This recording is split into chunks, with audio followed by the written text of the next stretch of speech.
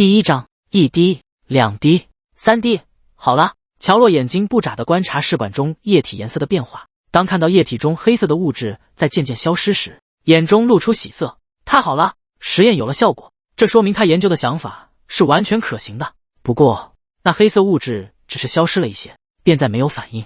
乔洛有些失落，但仅有的一点进展也足够给予他信心了。乔洛，你怎么这么早就来了？乔洛转头对同事间好友的何真晃了一下手里的试管，实验有进展了，真的。何真激动地跑过来看了看试管，然后抱住了乔洛。乔洛，我就知道你肯定可以，如果这种治愈安抚药剂真的能做出来，一定再也没有人敢嘲笑我们。你的信息素是6味地黄丸又怎么了？我的信息素是黄连又怎么了？等你的药剂做出来了，我看那些高高在上的 Alpha 们还有脸嘲笑我们吗？在帝国 Omega 存在的重要意义就是安抚具有精神力的 Alpha， 以前受欢迎的大多是好闻的 Omega， 比如花香类别的，而现在受欢迎的则是稀有的具有药材信息素的 Omega。 药材信息素越是珍贵，这些 Omega 就越珍贵，不好闻又廉价的信息素就很不受欢迎，甚至会受到排挤。就像何真，因为信息素是黄连，太苦，所以没人想靠近它。而乔洛是个另类，他虽然是个药材类别信息素的 Omega， 但他的信息素太特殊，被检测出和古地球一种叫做6味地黄丸药品的味道一样，不仅味道难闻，还杀伤力极强。而乔洛现在研究的药剂就是利用它们信息素制作出来的，如果能够研制成功，整个帝国都会受益。还有那些在孤立我们的 Omega， 我真不明白，讨得 Alpha 的欢心就那么重要吗？乔洛看何真说的一脸不平，甚至还气愤地握起拳头挥了挥，被他逗得笑了笑。正想说点什么时，他的光脑忽然收到一条新消息，点开一看，竟然是皇室发来的消息。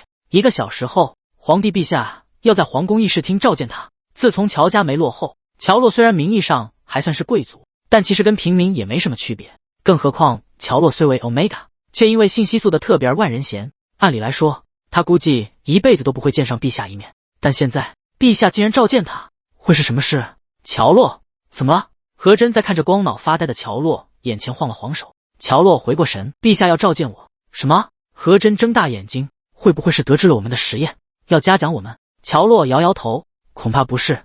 他有种不祥的预感。乔洛先是做了实验记录，然后匆匆换了衣服离开研究所。进皇宫的路上，乔洛一直在想陛下召见他的原因，却没想到在议事厅门口看见了同样匆匆赶来的霍云生。霍云生是如今势头正盛的上将的儿子，他相貌英挺俊朗，身姿挺拔，一双琥珀色的眼眸引得不少 Omega 心动。但只有乔洛知道，这张霍人的面孔下是一颗并不与脸相配的心。乔洛微微低头，并不打算搭理这人，但没想到对方离得老远，就先开始捂住自己的鼻子。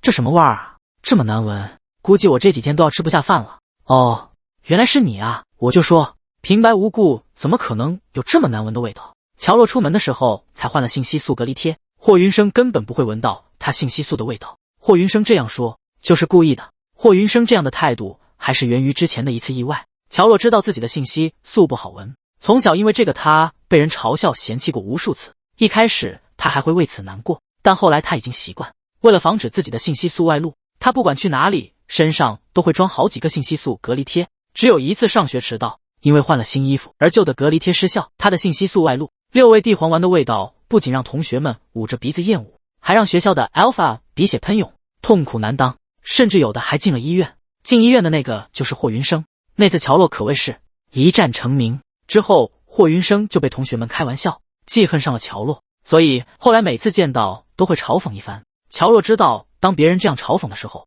他越是安静，对方就会觉得没趣，这样对方才能早点闭嘴，所以他低下头，一副好欺负的样子。而霍云生似乎确实觉得没趣，也不再开口。这时陛下身边的亲卫过来通传，你们2位请一同随我来，陛下在里面等。霍云生瞥了乔洛一眼，刻意离得很远。等绕过了金碧辉煌的屏风，乔洛看到了正坐在长桌的主位上的皇帝陛下。陛下如今年过半百，在平均年龄120岁左右的帝国里算是正值壮年。他有着一头金色的卷发，还有湛蓝的双眸，这是皇室血脉的象征。即使坐在那里，陛下的气势也不减半分，虽然笑着，但却十分威严。来，坐在我两边。椅子已经被亲卫拉出来，乔洛和霍云生一左一右坐在陛下两边。霍云生，乔洛，知道我叫你们2个来要说什么事吗？2人都摇头，不知道。看你们同时摇头，还挺有默契。听到这句话，乔洛的心里咯噔一声，霍云生的脸色也变了。果然，紧接着陛下就直接说道：“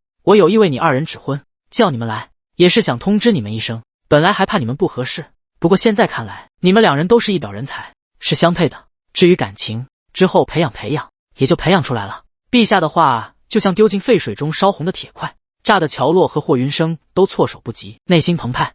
乔洛虽然震惊，内心不悦，但到底还能冷静下来。霍云生就不一样了，他当即皱了眉头，正要开口，就听陛下又说道：“霍上将为帝国付出很多，现在很受拥戴。原本是想先问问你父亲的，但是我想你们年轻人的婚姻还是应该自己做主，你说对吗？”霍云生就算平日里在随心所欲，可毕竟是上将的儿子，他不是听不懂陛下话中的意思，这是在敲打他。不，准确的说，这婚约是针对他们一家而来。他记起出门的时候，他父亲还嘱咐他，不管陛下说什么，千万不能意气用事。既然陛下已经决定要指婚，就算他再不愿，现在当场驳斥也不合适，最好的方法是先应下，之后再想办法。于是霍云生握紧拳头，却只能沉默点头。然而这时乔洛忽然开口：“陛下，我不同意。”陛下和霍云生同时看向乔洛，因为是 Omega， 所以乔洛身形纤瘦，他穿着很朴素，但因为体态很好，身姿又分外挺拔，白皙的肌肤包裹着匀称的骨肉，配上那张清秀的脸，很有一种疏离的美感。此时这个 Omega 眼睫轻颤，明显是怕的，但眼神却很坚定。我不愿意和霍云生在一起，请陛下收回旨意。陛下并没有生气，反而饶有兴趣地看着乔洛。哦，为什么？因为 Alpha 都不会喜欢我的信息素，而且我的信息素不仅不能治愈他们，还会让他们痛苦。陛下并不意外，在指婚前他就已经调查过，知道乔洛信息素有问题，但如果乔洛信息素没有问题，他还不打算选择乔洛。陛下笑了笑，这不是问题，我认为任何事情都需要习惯，也许你们在一起时间长了，他反而会喜欢上你的信息素。好了，这件事就这么定了，1个月后我会去参加你们的婚礼。知道陛下心意已决，乔洛唇色发白，这突如其来的婚约对乔洛来说简直是晴天霹雳。现在陛下还算好说话，万一他再反抗，那就是抗旨。虽然当今的陛下以宽厚著称，但谁不知道陛下向来果断，已经决定的事，不管怎么样都会执行下去。走出议事厅，乔洛还没从这巨大的打击中缓过来，而一旁的霍云生却走向他，压低声音在他耳边咬牙切齿地说：“我告诉你，你别想嫁给我，不然你就等着看我怎么折磨你。”霍云生气冲冲走了。乔洛深深呼吸一口气，他最担心的不是会和霍云生这样的人结婚，而是怕自己不能再进行药剂的研究。帝国法律规定，为了保证 Alpha 的精神力处于最佳状态，婚后的 Omega 将不能做任何工作，他们只能每天守在自己的 Alpha 身边，随叫随到。这下还有其他办法吗？霍云生回家的途中满面阴沉，偏偏又遇到了嘴最毒的那个同学。哟，怎么脸色这么差？让我猜猜，是不是因为和乔洛的婚约啊？霍云生瞪着对方，你怎么知道？我父亲整日跟在陛下身边，当然知道，当初就说你们天生一对，你对他信息素反应那么大，现在如愿以偿，不应该这样，难道人家不愿意嫁给你啊？心事被人说中，霍云生再度握紧了拳头，要不是对方身份非同一般，此时霍云生早就打上去了。陛下那里反驳不得，这里又多憋了一口气，回家父亲知道了，恐怕也会让他好好准备婚事。霍云生哪里是会气自己的人，发泄不出去的怒火当然要转移到别人身上，他非要给乔洛一些教训。虽然多了一个棘手的婚约，但并不影响乔洛对研究药剂的坚持，反而因为心里乱，乔洛在研究所待到剩下自己一个人才回家。乔洛的父母的虽然都是贵族，但却并不像一般贵族养尊处优，他的父亲立下过战功，母亲则是一名优秀的药剂师。原本他们是个非常幸福的家庭，乔洛6岁的时候，他们就随军队一同外出作战，不幸出了意外，整个乔家只剩下乔洛和年迈的管家爷爷。乔洛当然也是有亲戚的，但因为信息素，没有人愿意认乔洛这个亲戚，所以乔洛平常几乎是把研究所当家，对回家也并没多少期待。他走在路上，思考着怎么样才能解除整个婚约，结果走过一个拐角的时候，忽然有个黑影冲出来，对着他喷了什么，他一时不察，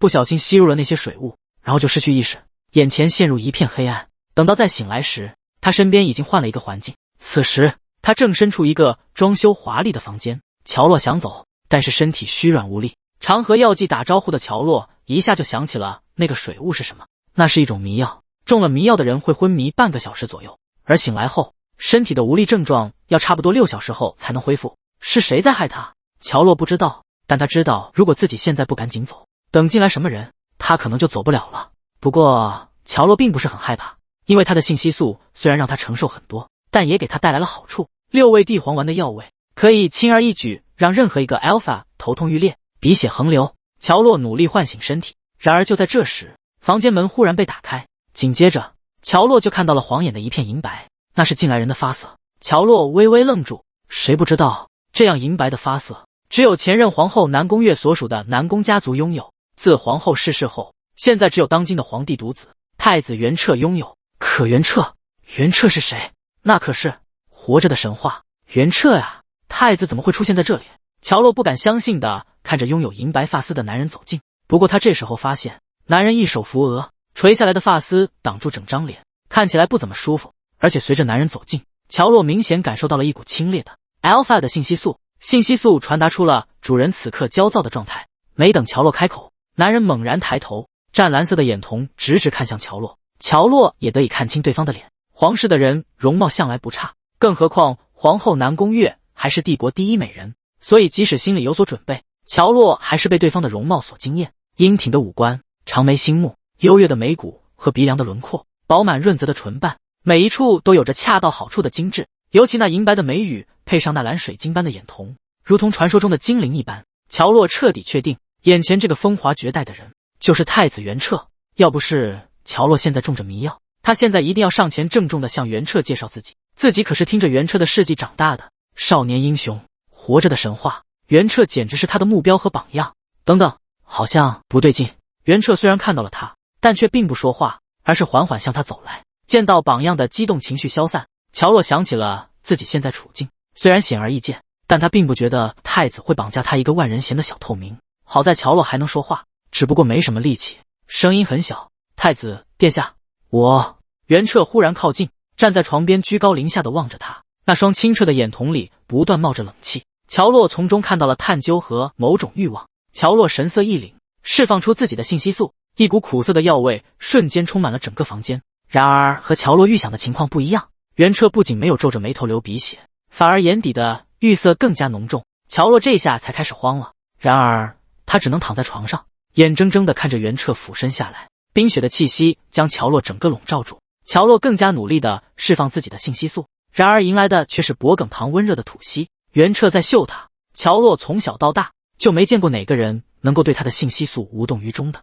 更别说这还是个 Alpha。乔洛怕得整个人不由自主的发抖，眼中也渐渐盛满了湿润的雾气。乔洛平日就是在独立坚强，也毕竟只是个小小的 Omega， 真正面临这样无法逃避的危险，他根本没法完全保持冷静。忽然他整个人都被翻过去，紧接着 Alpha 就从背后压了上来，衣服被往下扯，露出后颈的腺体位置，湿热的气息落在一个 Omega 最敏感的部位。乔洛微微喘息起来，眼里的水雾凝成泪珠，砸在了枕头上。乔洛试图做最后的抵抗，太子殿下，求你放过我。下一秒他就感觉到 Alpha 用舌尖一点一点的从他的腺体舔舐过去，可怕的战栗感席卷全身。从没有经历过这种事的乔洛绷直了身体，他想逃，但他现在连动一根手指头都困难。怎么会这样？他怎么能遇到这样的事情？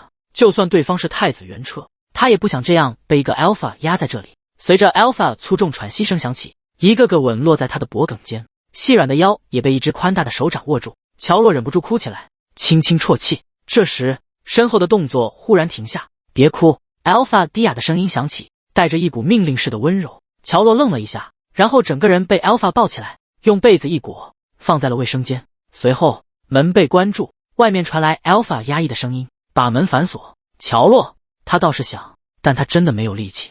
不过元彻怎么会释放你的信息素？乔洛，不想我进去的话就快点。乔洛乖乖释放信息素，不明白为什么这个 Alpha 为什么会有这种癖好，竟然会有人想要闻他的信息素吗？不过只要不再继续刚才的事情，乔洛就已经很满足了。虽然劫后余生，但谁都不能保证接下来会发生什么。乔洛紧紧盯着卫生间的门，不断的积蓄力气，只待能够反锁房门。不过外面没什么动静，乔洛一直释放着自己的信息素，直到渐渐力竭。不知道什么时候，乔洛因为过度疲乏和迷药的作用，最终还是睡了过去。但他不知道的是，1个小时之后，卫生间的门被打开，一头银发的 Alpha 走进来，看到被卷在被褥中睡得香甜的 Omega， 沉默了一下，随后他将 Omega 抱起，放回到了大床上。他静静地坐在床边，观察着床上的人。Omega 很清瘦，小巧的脸上眉目清秀，眉头微微皱起，似乎还在为自己的处境不安。因为刚刚释放信息素过量，乔洛现在虽然已经昏睡过去，但身上还有不少信息素，这让因为精神力不稳而剧烈头痛的袁彻舒缓了很多。这个 Omega 不仅能治愈安抚他的精神力，还让他差点进入了易感期。这时他接收到了光脑上下属发来的信息，那是乔洛的所有信息。乔洛，乔思年和夏雨的儿子，被年迈的管家照顾着长大，管家前不久去世，只剩下乔洛一个人。因为信息素特殊，乔洛从小就是万人嫌。于帝国大学毕业后，就职于药剂研究所，专心研制精神力治愈药剂。今天早上被陛下指婚给霍上将的儿子霍云生。袁彻很快看完了乔洛的所有资料，很显然乔洛只是一个很普通的 Omega， 出现在这里并不是他刻意设计。很快下属又发来了一个视频，那是这间房外的监控，一个黑衣人将乔洛送到了这里，而根据下属的调查，那人和霍云生有交易关系。袁彻不用费力就能推测出整件事情的前因后果。乔洛是霍云生送来的，如果袁彻没有因为精神力紊乱发作而借用了这个贵族的休息室，乔洛的下场恐怕就不怎么好，他也就不会遇到乔洛这个特别的 Omega。 袁彻自从出生以来就拥有着强大的精神力，但掌握控制这种精神力极其困难。他小时候就开始了机甲训练，16岁就上战场，好不容易可以控制，却因为一次和虫族的战役中过度使用精神力，导致精神力紊乱。从前因为精神力太过强大， Omega 根本无法进他的身，后来则更是不行，任何 Omega 的信息素都不能为他治疗。却没想到这么一场意外，袁彻竟然还能遇到能够治愈他的 Omega。 虽然这个 Omega 的信息素有点过于烈了，能治愈他的同时也能勾起他向来冰冷的欲望，但这怎么不算是上天赐予他的礼物呢？袁彻静静地看着乔洛的信息，直到天色渐亮。床上的 Omega 像是梦到了什么，手脚开始伸动，嘴里还小声呢喃着什么。袁彻缓缓靠近，却没想到乔洛忽然睁开了眼睛，两双眼睛正好对上。袁彻微微愣住，乔洛也怔住了。片刻后，乔洛反应过来，他猛然用被子裹好自己，快速退至离袁彻最远的地方，看向袁彻的目光中带着警惕。你是太子殿下吗？我是袁彻。窗外的阳光透过窗帘后变得柔和，洒在袁彻的身上，将他银白的长发点缀出闪烁光芒。那双湛蓝的双眼在光下变得浅淡了些，像是乔洛平常最喜欢的蓝天的颜色。袁彻姿态放松，修长的双腿随意交叠，挺拔的脊背靠在椅背上，自然而然显现出一种贵气。光是就这样坐在那里，就像一尊神奇雕像，让人有种想要膜拜的冲动。帝国太子的容貌气度果然名不虚传，所以昨晚他真的遇到了太子袁彻。乔洛先是看呆了2秒，意识到之后眨了眨眼睛，还没开口，就听袁彻继续道：昨晚是个意外，我借用了这个房间休息，没想到房间里会有人，昨天我有些冲动，吓到你了，抱歉。短短2句话就说明了前因后果。乔洛没有从眼前的 Alpha 身上嗅到危险的气息，于是他也放下了防备，紧绷的身体稍稍放松下来。太子殿下，昨晚我在回家的路上被人喷了迷药，醒来后就到这里来了，出现在这个房间并不是我的本意。乔洛当然也要说明，不然万一被当作别有用心的人可就不好了。袁彻点头，我已经查出来了，昨晚的意外和你的未婚夫霍云生有关。霍云生，就算袁彻没有查，乔洛也觉得跟霍云生脱不了干系。乔洛只想好好生活，所以向来能少一事就少一事，即便自己吃亏也不想惹事，所以喜好欺负他的那几个人，欺负他的手段也不过那几种：嘲讽、谩骂、造谣，却从没有人会这样做。这样想报复他的人，只能是最近跟他因为婚约结仇的霍云生。我知道了，谢谢你。乔洛看了一眼被子下面，自己的衣服好好的穿在身上，这说明昨晚他昏过去之后也什么都没发生。乔洛知道自己现在应该离开这里，但袁彻是唯一一个闻到他那样浓郁的信息素还不流鼻血的 Alpha。 他想知道为什么，但乔洛张口却又不知道怎么说。不过想想太子殿下不是一般人，他拥有着绝对强大的精神力，能不受他信息素的影响也是可能的。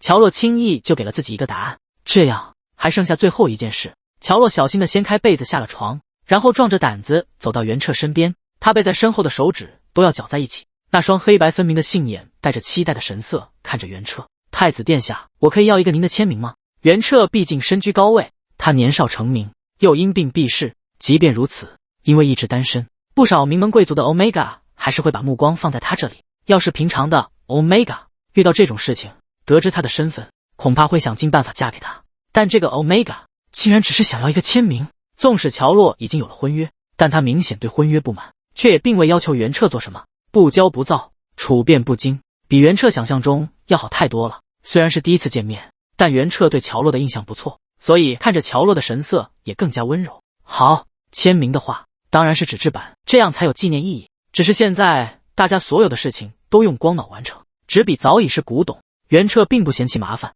他给薛燕发了消息，很快薛燕就拿着纸笔进了房间。作为袁彻的亲卫，薛燕昨晚就知道房间里多了一个 Omega， 这并不是稀罕事，稀罕的是这个 Omega 竟然和他们的殿下待了一晚上。他们殿下之前每次和 Omega 待在一个房间里做精神疏导，不到1分钟 Omega 就会哭着跑出来，哭着跑出来的都算是不错了，有的还是躺着出来的。当然不是因为他们的殿下做了什么，而是因为他们殿下紊乱的精神力攻击性太强，那些脆弱的 Omega 根本没法支撑，最高的记录只有36秒，而现在和这个 Omega 竟然待了一整晚，那么多个小时。薛燕早就想知道这位 Omega 长什么样子了，没想到现在机会就来了。于是一进来，他的目光就不由自主往袁彻身边那个清瘦的身影看过去，黑发黑眸，白皙的肌肤，清秀的眉眼，那一身清冷的气质。突然薛燕感觉到一道锋利的视线扫过来，他立刻低下头，不敢再多看。殿下，您要的东西。放下了东西，薛燕故意不走，只是空气中一股苦涩的信息素的存在感越来越强。薛燕只感觉腺体的部位有些不适，而鼻尖好像还湿漉漉的，像是流出了。薛燕抬手一摸，低头一看，睁大了眼睛。这次也不用等袁彻赶他，他立刻冲了出去。袁彻沉默了一下，乔洛这次主动开口，对不起，是我信息素的问题，才会让他。只要签名吗？啊，能写一句话更好。袁彻点头，先是签好了名字，然后在后面加了4个字，心想事成。写完之后，他看向乔洛，可以吗？乔洛点点头。袁彻将那张签名纸递给乔洛，乔洛双手接过，捧在手心，忍不住勾起唇角。袁彻不由问道，你很喜欢我？乔洛连连点头。说到这里，他的话就多了起来，我从小就喜欢你。当然也不是从小，这只是个夸张的说法。您16岁上战场，逢战必胜，每次都能将虫族打得毫无还手之力，尤其是那3次以少胜多的战役，您带领军队歼灭敌方，而我方无一伤亡，简直是我们心目中的神话。太子初时因容貌闻名，16岁之后就以少年战神闻名，再到后来征战5年，在军事上的天赋才能无人能出其右，几乎没有人不知道帝国太子袁彻。只可惜后来不知道为什么，袁彻在最后一次战役胜利之后就一直没再出现，因此大家都称袁彻为活着的神话。这样惊艳的人，谁会不喜欢？能亲眼见到他，和他说话，还能要到签名，乔洛简直高兴的要飞起来。乔洛的激动袁彻看在眼里，按理来说他该习惯这样的眼神，但也许是乔洛的情绪感染能力很强，看到乔洛这样，他也不自觉的唇角微微上扬。要是薛燕在这里，看到袁彻这样的表情，恐怕还要笑着说一句，好久没看到殿下这样笑了。不过这些只不过是个插曲，袁彻一直等到现在，可不是为了说这些的。他稍稍领了神情，严肃起来。乔洛感觉到了，也收了笑容，紧张起来。别紧张，首先谢谢你的喜欢，其次，乔洛，我想和你做个交易。交易？乔洛疑惑地看向袁彻。袁彻缓缓说道，你的婚约我可以帮你解决，但是需要你答应我一个条件。您说，每隔3天我会派人接你去我那里，这件事需要保密，你能做到吗？其实治愈精神力并不需要这样频繁的见面，但袁彻的情况有些特殊，近段时间他的精神力紊乱发作的越来越频繁，甚至不再有任何规律，很可能随时随地爆发。以前还能瞒得住，现在如果被有心人知道并利用，怕是不会有好结果。所以3天其实并不算短。袁彻静静地看着乔洛，等待乔洛回应。没想到乔洛问都不问，就立刻点头。好，这下倒是轮到袁彻略微惊讶，他微微挑眉，你不问我派人接你去做什么吗？你是 Omega， 我是 Alpha， 你不怕我做什么对你不利的事情？乔洛目光灼灼看着自己的偶像，不怕，您可是帝国的战神，您绝对不会做这样的事的。而且如果您真的是那样的人，您昨晚那种情况下，袁彻都能把他放在卫生间自己去煎熬，可见袁彻的人品。再加上乔洛的粉丝滤镜，他完全相信袁彻。更别说乔洛正愁怎么解除和霍云生的婚约，现在能抱上这么粗的一条大腿，他何乐而不为呢？又能解除婚约，又能见到榜样，这个交易对乔洛来说没有任何损失。乔洛当然要抓紧机会答应了。袁彻被这样的眼神看得竟有些心虚，他有这么品行高尚吗？他昨晚也并不是清心寡欲，只不过是存着一丝理智，才没有继续下去，不然恐怕这个天真的 Omega 就要失望了。算了，日后要是有机会，他还是要叮嘱一下这个 Omega。Alpha 的话有多么不可信，当然了，他是除外的。袁彻起身，伸出手，乔洛握了上去，宽大的手掌和一只更为柔软的手交握在一起。好，既然如此，那交易达成。如果我们任何一方没有做到，那么交易立刻终止。乔洛连忙点头。那现在我让人送你回去，是要去研究所吗？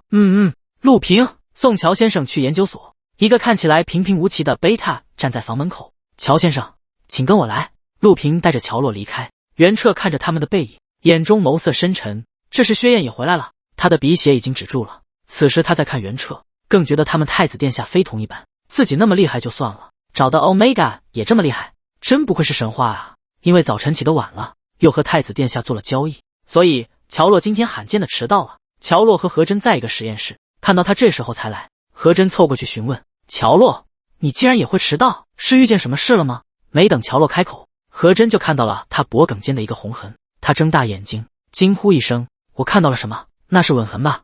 乔洛愣了一下，他早上洗漱的时候还真没注意到颈侧还有红痕，想起那是什么时候留下的。乔洛微微脸红，想到乔洛已经订婚，何真原本八卦的神情又变得担忧，是不是霍云生那个混蛋强迫你了？紧接着何真注意到了乔洛的神情，他迟疑了一下，难道不是？那是谁啊？乔洛当然不会说出口，他含糊其辞：你想的太多了，我来来往往都是一个人，朋友也只有你一个，去哪弄出一个吻痕啊？我估计那个痕迹只是昨晚洗漱的时候太用力不下心留下的，或者是什么虫子咬的吧。乔洛一本正经，何真半信半疑。好了好了，快工作吧，昨天实验已经有效果了，今天再接再厉。说完，乔洛就先一步进入工作状态，何真也没机会再问了。然而没过多久，实验室的门被敲响，乔洛向外看去，竟然看到了霍云生那张脸。殿下那边说昨晚的罪魁祸首就是霍云生，所以乔洛看到霍云生完全没有好脸色，他完全可以不搭理霍云生，但霍云生旁边还有药剂研究所的副所长李锐，他只得过去开门。一开门，乔洛就感受到了霍云生夹杂着恶意的视线，他视为无物，连看一眼霍云生都没有。所长，您有什么事吗？所长是一个中年 Alpha， 身形较为圆润，笑起来脸上一堆褶子。乔洛，你也是的，这陛下指婚，找了个这么好的未婚夫，怎么也不给我们发点喜糖呢？你未婚夫来找，就把手头工作放一放，跟着去吧，不算你旷工。乔洛捏紧了拳头，他是可以拒绝的，但他们现在的项目本来就不受支持，他要是不跟霍云生走，恐怕麻烦更多。乔洛给了何真一个眼神，示意他不用担心，然后出了实验室，跟着霍云生离开。他十分识趣的跟在距离霍云生身后几米远的地方，看着霍云生的背影，心底的火越来越盛。霍上将也为帝国立下了汗马功劳，怎么霍上将的儿子却是这么一副德行？地位、权力就像是一座大山，将乔洛牢牢的压在那里。这种无力感，乔洛体会了很久。不过现在他也不算是孤军奋战，殿下会帮他解除婚约。想到这，乔洛心里的气又消了点。霍云生的脚步很快，直到走到研究所后面人迹罕至的小庭院，才终于停下来。霍云生的脚步一停，乔洛也立刻停了脚步，他迎上霍云生的目光。霍云生忽然嗤笑一声，一直以为你唯唯诺诺，怎么今天倒是骨头硬了点？乔洛没理会他的恶意，你找我有什么事？霍云生抬脚向他走过来，不过他一动，乔洛就往后退。躲什么？昨晚过得不舒服吗？乔洛微微睁大眼睛，他没想到霍云生竟然还这样明目张胆地告诉他。这时霍云生也看到了乔洛脖颈间的吻痕，他按住了乔洛的肩膀，抬手抚摸上去。乔洛一惊，直接释放出信息素。霍云生皱了眉，捂住鼻子往后退。不过这次他开口竟然不是先嘲讽乔洛，而是反问乔洛：昨晚你是和谁在一起的？与以往不同，乔洛的信息素不再只有苦涩，而是夹杂着一点凛冽的气息，那明显是属于 Alpha 的。甚至霍云生能清晰地感受到那个 Alpha 的强大，绝对不是在他计划里的那个普通贵族。我和谁在一起，你不知道吗？乔洛能猜测到霍云生今天来不过是因为想要看到被摧残过的他，但霍云生注定要失望了。乔洛冷冰冰地看着霍云生，竟看得霍云生一愣。以往乔洛见到他都低着头，他也很少正眼去看乔洛。乔洛越是软弱无能，他就越是想上去踩两脚。但从上次乔洛竟然当着陛下的面拒婚，又像现在这样挑衅他，这样的乔洛让他觉得很新奇。而且近距离这样看乔洛，他才发现乔洛长得不仅不难看，甚至还有些好看。发现这一点的霍云生胸中莫名燃起了怒火，于是他话音一转：你是我的未婚夫，竟然敢和别的男人同房，这样不知贞洁，简直让人恶心。我不知贞洁，那亲手将自己的未婚夫送到别人床上的你，又是什么禽兽不如？乔洛不甘示弱，毕竟这件事是霍云生主导，霍云生难道还敢公开？霍云生也确实没办法公开，本来是要教训乔洛，结果教训乔洛不成，还给自己添了堵。霍云生连连冷笑：“你等着，乔洛，你给我等着！”霍云生说完就走。乔洛看着他的背影，第一次觉得霍云生好像也没有那么难对付。幼稚、狂妄、自大，他拥有着 Alpha 所有的劣根性，他的弱点明晃晃的写在身上，这样反而更好。气走了霍云生，乔洛往实验室走。他走路速度快，一心记挂着自己的药剂，却在一个拐弯处差点撞上2个 Omega。不好意思，你们没事吧？没，怎么是你？觉得声音有点熟悉，乔洛也定睛一看，说话的原来是研究所里的一个贵族 Omega， 叫柯月。这人向来看不上他，厌恶都写在脸上。Omega 一看到乔洛就后退，皱着眉捏着鼻子，好像乔洛是什么脏东西。真晦气，怎么在这里碰到你？你帮我闻一下，我身上没有沾上他的信息素吧？没有，还好还好。乔洛没兴趣看他们唱戏，见人没什么事，他也就不打算多说，转身离开。然而他刚走一步，又被人叫住：“喂，乔洛，你最好不要妄想能和霍哥哥在一起，你们的婚约绝对不会生效的。”谢谢，我也希望如此。喂，任由2个 Omega 在身后怎么斥责他的无理，乔洛也不再搭理他们。回到实验室之后，不等何真问，乔洛就将刚才发生的事情告诉了何真。没什么事，我们快继续实验吧。好吧，但我还是想说，那霍云生真不是人。取出一份信息素备份，再次进行分离。五颜六色的化学药剂在乔洛手下就像是在变魔法，即使这样保持高度的专注也会很累，但乔洛却越工作越开心。乔洛，我去一趟卫生间。乔洛点头，继续投入到自己的工作中，一边观察药剂变化，一边做记录。等到这一阶段的实验做完后，乔洛伸了个懒腰，他习惯性的找何真分享实验进展。然而这才注意到，何真去卫生间已经很久了，而且何真的手机还在这里放着。按理说，何真早就该回来了，心里有一种不祥的预感。他干脆起身去卫生间找人看看，没出什么事最好，要是有什么事，他也好帮帮何真。卫生间就在这层楼的角落，乔洛走过去，随着距离的拉近，也听到了卫生间里传来的声音，